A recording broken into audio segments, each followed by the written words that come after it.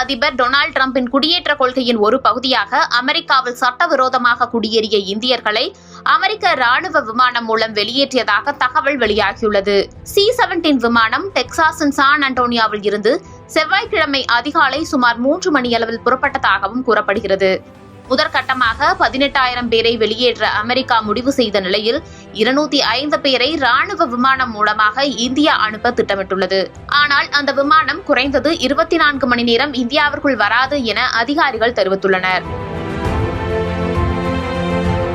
அமெரிக்க அதிபராக டிரம்ப் பதவியேற்ற பிறகு சட்டவிரோதமாக அமெரிக்காவில் குடியேறிய மற்ற நாட்டவர்களை வெளியேற்ற வேண்டும் என்பதில் உறுதியாக இருந்தார். அந்த வகையில் சட்டவிரோதமாக குடியேறியவர்களை கண்டுபிடித்து ராணுவ விமானங்களில் ஏற்றி அவர்கள் வந்த இடங்களுக்கு மீண்டும் அனுப்புவோம் என்று கடந்த மாதம் செய்தியாளர்களிடம் டிரம்ப் கூறினார்.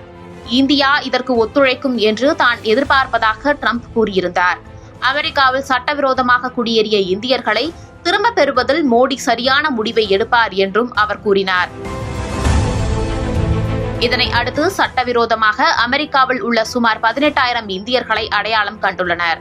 2023-24வது காலகட்டத்தில் அமெரிக்க உள்நாட்டு பாதுகாப்புத்துறை 1100 இந்தியர்களை திருப்பி அனுப்பியது.